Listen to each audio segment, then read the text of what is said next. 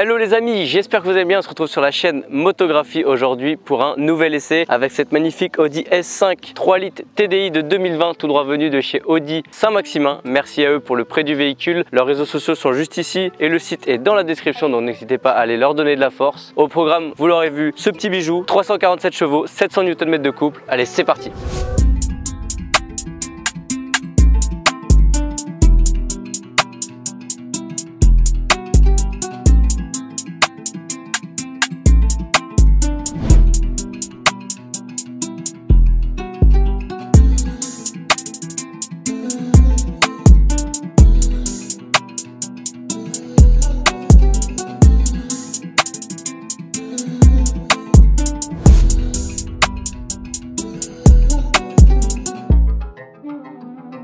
Les amis, on va commencer par une petite présentation de l'extérieur. Dans un premier temps, vous l'aurez vu, c'est cette magnifique couleur gris Audi exclusive. On a une calandre un petit peu plus large et un petit peu plus ajourée que sur l'ancien modèle avec le logo noir au centre et le logo S5 pour rappeler la sportivité du véhicule. Évidemment, on est sur un avant assez agressif. Les optiques de phare ont également été repensées par rapport à l'ancien modèle. Et sur le côté, donc sur ce modèle, on a en option des jantes à 1250 €. Regardez comme elles sont sublimes. C'est le modèle Audi Sport en aluminium coulé, style polygon à 5 branches noires, je les trouve juste sublimes. Derrière on a l'énorme étrier avec encore une fois le sigle S sur l'étrier de frein. D'ailleurs ça freine super bien, on verra dans l'essai routier, mais je suis bluffé par le freinage de cette voiture. Une nouvelle fois encore le sigle sur le côté pour rappeler le modèle de la voiture. Et sur celui-ci on a le pack esthétique noir qui nous offre les rétroviseurs en noir, des rappels sur le toit, les contours de porte, mais également à l'intérieur, vous verrez ça juste après. On a également le toit ouvrant qui est très agréable par ce temps-ci, donc ça c'est vraiment cool. À l'arrière on retrouve un surbéquet, pas d'aileron sur ce modèle contrairement à la RS5 que j'ai essayé sur la chaîne. Vous allez voir l'essai juste ici, juste un surbéquet qui ramène un petit peu de sportivité, le logo Audi noir comme à l'avant mais cette fois sur fond gris qui ressort très bien, et ces 4 sorties de peau. Alors ces 4 sorties de peau sont très jolies mais malheureusement ça manque un petit peu de sonorité, vous verrez ça juste après. On est sur le modèle diesel mais on va en parler pendant l'essai routier. Une fois à l'intérieur, on se retrouve dans un habitacle plutôt noble. On est chez Audi dans une voiture premium. Devant moi un volant sport en cuir avec un digital cockpit qui nous permet d'avoir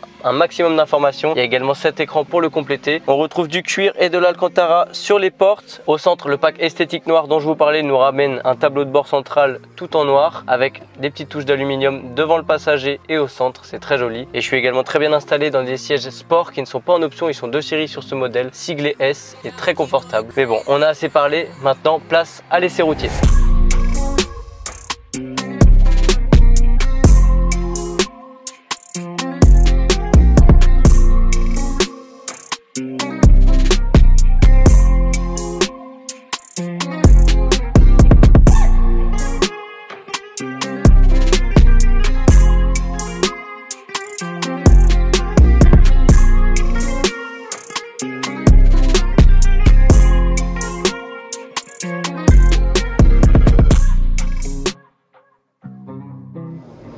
Ça y est, nous voilà à bord de ce petit bolide assez silencieux, je vous l'avais dit, hein, avec les lignes d'échappement qui ne font pas énormément de bruit. Donc si on parle un petit peu du véhicule, des performances, etc., on est sur un moteur V6 3 litres diesel. Malheureusement, c'est le petit bémol sur ce modèle. Audi a préféré passer à un modèle diesel tout simplement pour des normes anti-pollution, qui développe donc 347 chevaux pour 700 Nm.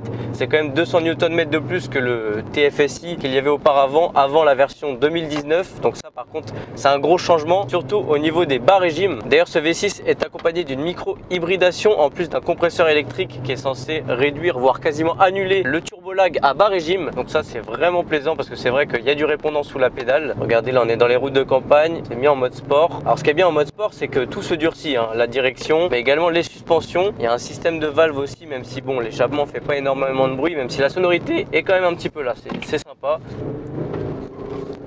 Ah, ça patine un peu en sortie de virage, mais globalement ça tient bien la route et le freinage est excellent.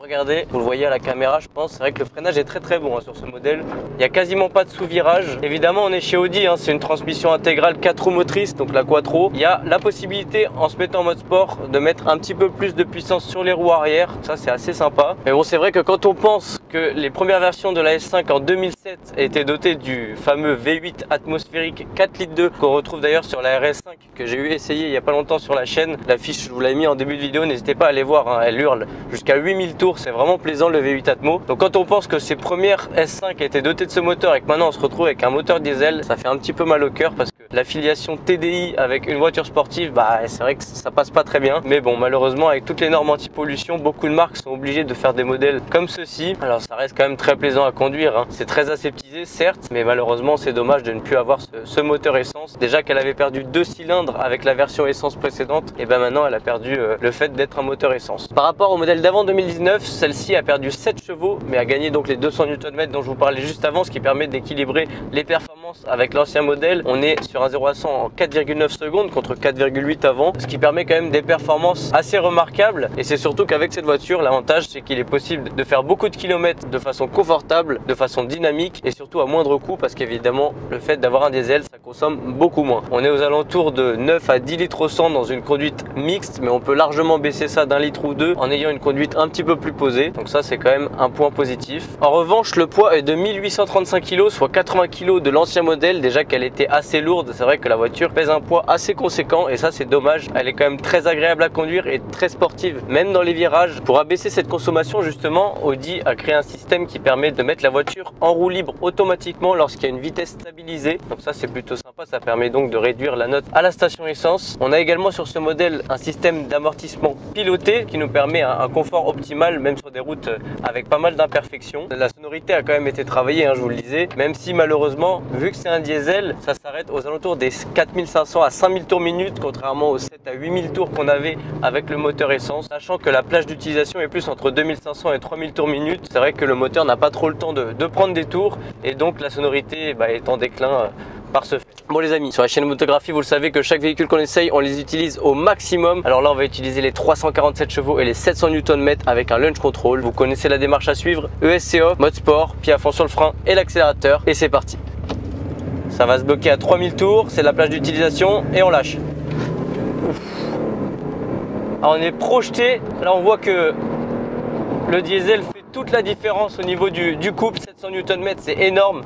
Vraiment il y a une énorme traction. C'est vrai qu'il y a une poussée constante, c'est super bluffant. On est dans le siège, on est vraiment collé. Et comme les rapports se passent assez rapidement, parce que là comme c'est un diesel, ça ne va pas plus haut que 5000 tours minute. On a vraiment cette poussée qui est constante et ça c'est super plaisant. Pour ceux que ça intéresse, cette voiture est à vendre à Audi Saint-Maximin. Ils ont un grand parc d'occasion, que ce soit Audi, Volkswagen et d'autres marques. Celle-ci est au prix de 64 990 € pour 65 000 km. Si cette voiture vous intéresse, n'hésitez pas à dire que vous venez de la part de Motographie. En tout cas, elle est disponible en concession jusqu'à ce qu'elle soit vendue. En tout cas, pour conclure, si je devais dire un peu les points positifs et négatifs de ce véhicule, dans un premier temps, donc c'est très agréable à conduire, assez dynamique, donc c'est plutôt cool. C'est vrai que ça manque un peu de sonorité et le prix est quand même assez élevé pour un modèle de la sorte. Moi, je ne mettrais pas ce prix-là dans une voiture comme ça parce que pour la même somme, on peut avoir beaucoup plus sportif pour ceux qui veulent. C'est plus une voiture finalement destinée à un père de famille qui a envie de partir en vacances facilement parce qu'il y a 5 portes, il y a un grand coffre, on peut mettre les enfants, il n'y a aucun problème, de façon dynamique et à moindre coût. Les amis, ça y est, cette vidéo est terminée. J'espère que l'essai vous aura plu. N'hésitez pas à liker, à commenter pour me dire ce que vous en avez pensé et surtout à vous abonner pour ne rien rater des prochaines vidéos. Merci encore à Audi Saint-Maximin pour le prêt du véhicule. C'était Motographie et on se retrouve très vite sur YouTube. Ciao!